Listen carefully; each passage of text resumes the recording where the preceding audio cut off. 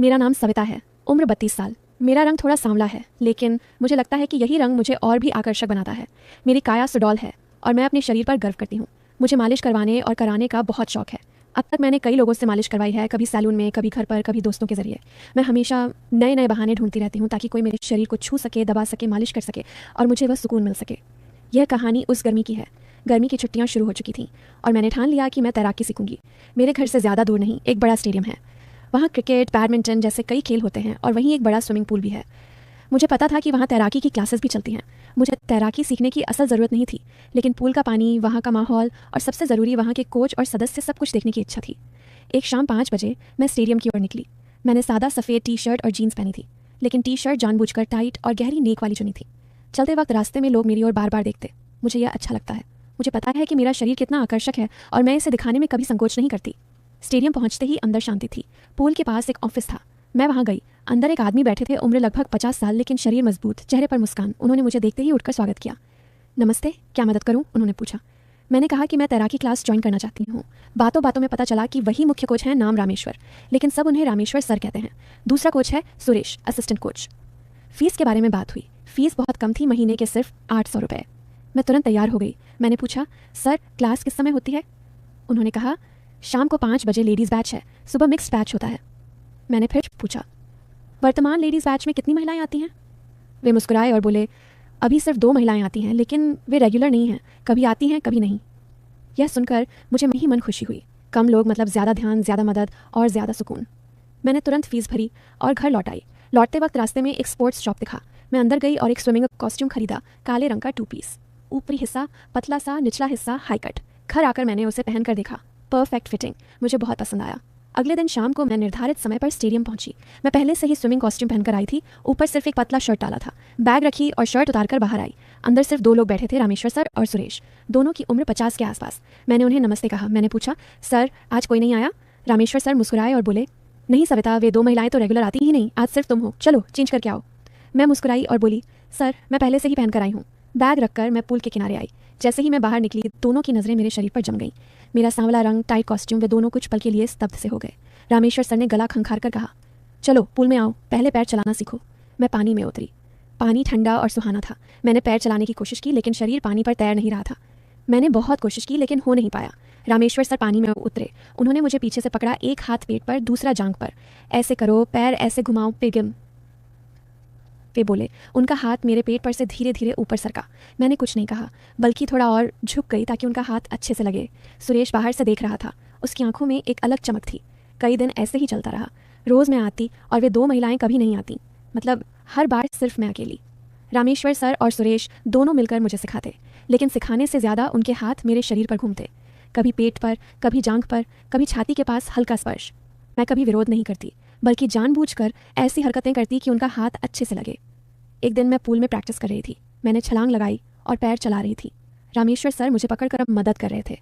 उनका हाथ मेरी जांघ पर गया। मैं मुस्कुराई और कुछ नहीं बोली। सुरेश ने देखा और वह भी पानी में उतर आया। अब दोनों मिलकर मुझे सिखा रहे थे, एक पीछे से, एक आगे से। मेरी छाती पानी में हिल रही थी और उनके हाथ उसे सहारा दे रहे थे।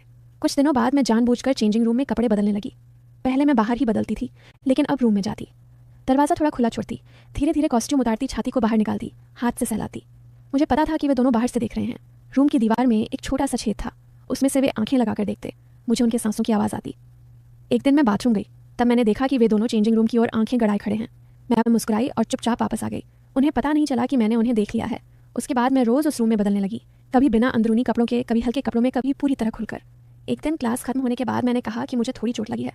रामेश्वर सर बोले, चलो ऑफिस में आओ, मैं तेल लगाकर मालिश कर दूंगा। मेरे मन में खुशी हुई। ऑफिस में गई। उन्होंने मुझे टेबल पर लेटने को कहा। तेल निकाला और मेरी पीठ पर लगाने लगे, धीरे धीरे, हाथ नीचे सर के जांघों पर। फिर उन्होंने मुझे पलट दिया। अब मेरी छाती सामने थी। उन्होंने तेल लगाया और ज़ोर से दबाने लगे। मैंने नाटक किया, सर आप ये क्या कर रहे हैं, ये ठीक नहीं है, लेकिन मैंने शरीर आगे कर दिया। वे मुस्कुराए और बोले, ये तो मालिश है, आराम मिलेगा। फिर सुरेश भी अंदर आ गया।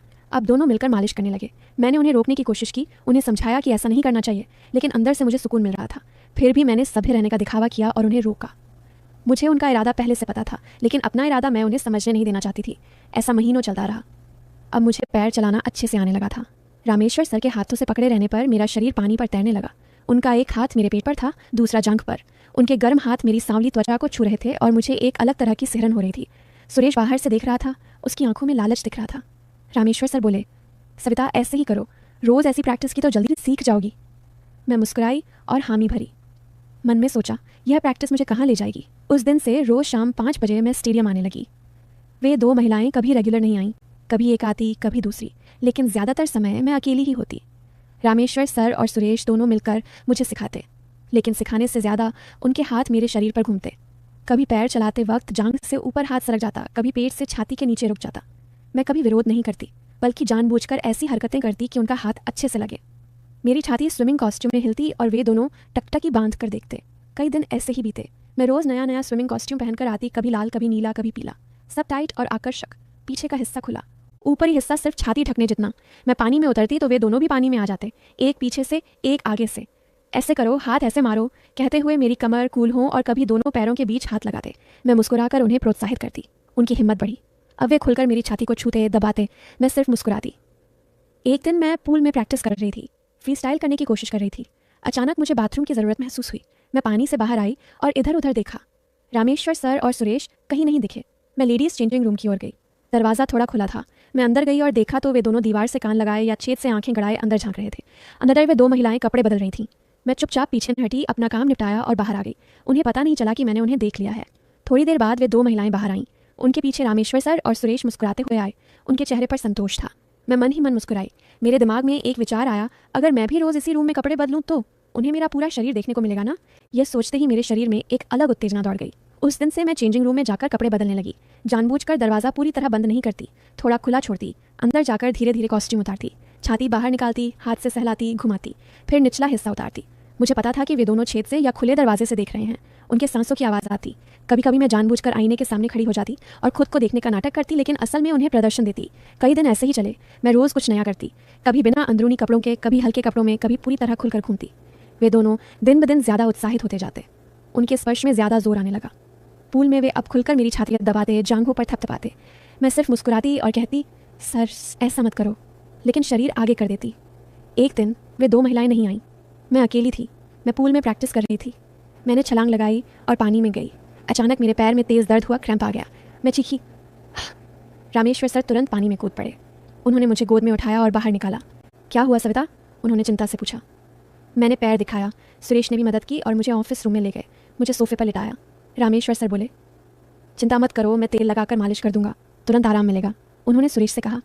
वह मास अलमारी से तेल की बोतल लाओ। सुरेश ने बोतल लाई। रामेश्वर सर ने मेरे पैर पर तेल लगाया और मालिश शुरू की। धीरे धीरे हाथ ऊपर सरका, जांघों पर, फिर और ऊपर। मैंने आंखें बंद कर लीं। फिर उन्होंने मेरी कॉस्ट्यूम ऊपर की और छाती को छुआ, जोर से दबाया। मैंने नाटक किया, सर आप ये क्या कर रहे हैं? वे मुस्कुराए और बोले, वही जो करना चाहिए, तुम शांत रहो, आराम मिलेगा। मैंने फिर कहा, सर ऐसा नहीं करना। लेकिन मेरा स्वर कमज़ोर था। मुझे पता था कि आज उनका पूरा कार्यक्रम शुरू होने वाला है। मुझे बहुत मज़ा आ रहा था। मैं ऊपर से विरोध दिखाती, लेकिन शरीर आगे करती। उस दिन से सब कुछ बदल गया। मैं स्टेडियम आने के लिए बेताब रहने लगी। रोज़ शाम मैं तैयार होकर निकलती। नया कॉस्ट्यूम, कभी बिकिनी स्टाइल, कभी वन पीस, लेकिन इतना टाइट कि शरीर की हर आकृति उभर आए। घर पर आईने के सामने खड़ी होकर खुद को निहारती और सोचती, आज कौन सा नया अनुभव होगा। अगले दिन मैं पहुंची तो पूल एकदम खाली, सिर्फ रामेश्वर सर और सुरेश। मैं मुस्कुराते हुए अंदर गई। सर आज तो वे महिलाएं आएंगी ना? मैंने चिढ़ाते हुए पूछा। रामेश्वर सर ने हंसे। वे कभी आती ही नहीं, अब सिर्फ तुम ही हमारी शिष्या हो। मैं मन में हंसी, शिष्या या रानी। मैं चेंजिंग रूम में गई। जानबूझकर दरवाज़ा आधा खुला छोड़ा। धीरे धीरे कॉस्ट्यूम पहना, आज लाल रंग का, पीछे सिर्फ 2 डोरियों से बंधा। छाती का हिस्सा इतना गहरा कि सब कुछ लगभग दिख रहा था। मैं आईने के सामने खड़ी हुई, शरीर हिलाया, सहलाया। मुझे पता था कि वे दोनों छेद से देख रहे हैं। उनकी सांसें तेज थीं। बाहर आते ही रामेश्वर सर बोले, सविता आज स्पेशल प्रैक्टिस करेंगे डाइविंग? मैंने हामी भरी। मैं हाई डाइविंग बोर्ड पर चढ़ी। छलांग लगाने से पहले जानबूझकर झुककर उन्हें दिखाया। वे दोनों नीचे खड़े होकर ऊपर देख रहे थे। मैंने छलांग लगाई। पानी से बाहर आते ही वे दोनों पानी में उतर आए। चलो आज अंडर वाटर ब्रीदिंग सिखाते हैं, रामेश्वर सर बोले। पानी में उन्होंने मुझे बाहों में लिया और गहराई में ले गए। पानी के नीचे उनके हाथ मेरी छाती पर थे। मैंने आंखें बंद कर लीं। पानी के नीचे ही उन्होंने मेरी कॉस्ट्यूम की डोरियां खोल दीं। मेरी छाती पानी में तैरने लगी। वे दोनों मिलकर उसे सहलाने लगे। मैं पानी के नीचे ही आनंद में थी। बाहर आकर मैं हंसते हुए बोली, सर आप क्या सिखा रहे हैं? वे हंसे। यही तो असली तैराकी है। उस दिन पूल में लगभग 1 घंटा उन्होंने मुझे पूरा सुकून दिया। कभी पानी में, कभी पूल के किनारे बैठाकर, कभी बोर्ड पर लिटाकर। मुझे इतना आनंद मिला कि मैं थक गई। तीसरे दिन मैं आई तो रामेश्वर सर बोले, सविता आज हमारा एक दोस्त आएगा। स्टेडियम का मेंटेनेंस इंचार्ज है वेंकटेश, वह भी अच्छा तैराक है। मेरे मन में खुशी हुई। मैं हंसी और बोली, ठीक है सर, ज़्यादा लोग होंगे तो मज़ा आएगा। वे दोनों एक दूसरे की ओर देखकर हंसे। व्यंकटेश आया, उम्र 52 से तिरपन, शरीर मजबूत, आंखों में भूख। मैंने उसे देखते ही समझ लिया कि वह भी वैसा ही है। मैंने जानबूझकर उसके सामने झुककर अपना आकर्षण दिखाया। क्लास शुरू हुई। अब 3 लोग मिलकर मुझे सिखा रहे थे। व्यंकटेश पीछे से पकड़ता, रामेश्वर सर आगे से, सुरेश बाजू में। पानी में उनके 6 हाथ मेरे शरीर पर घूमते। मैं आनंद में चीखती। क्लास खत्म होने के बाद वे बोले, चलो आज स्पेशल मालिश। मैं ऑफिस में गई। तीनों पीछे पीछे। अंदर जाकर दरवाज़ा बंद किया। व्यंकटेश ने पहली बार मेरी छाती को छुआ और पागल सा हो गया। रामेश्वर सर ने तेल निकाला। अब तीनों मिलकर मुझे पूरी तरह सहलाने लगे। एक छाती दबाता, एक दूसरी ओर हाथ फिराता। फिर उन्होंने मुझे अलग अलग स्थिति में लिया। उस दिन तीनों ने मिलकर मुझे इतना सुकून दिया कि मैं बेहोश सी हो गई। अब रोज़ नया दोस्त आने लगा। चौथा दोस्त डॉक्टर देशपांडे, रामेश्वर सर का पुराना मित्र। वह कहता, सविता तेरे शरीर की जाँच करता हूँ, और फिर डॉक्टरी बहाने से हर जगह हाथ फिराता। 5वां एक व्यवसायी नाम महेश। वह महंगा तेल और लोशन लाता और स्पेशल मालिश करता। अंत में कुल 6 लोग हो गए, रामेश्वर सर, सुरेश, व्यंकटेश, डॉक्टर महेश और उनका एक पुराना कोच मित्र शर्मा। सब 50 से ऊपर, लेकिन मजबूत और उत्साही। अब क्लास सिर्फ बहाना थी। मैं आते ही पूल बंद कर देते। फिर पूल में, ऑफिस में, चेंजिंग रूम में।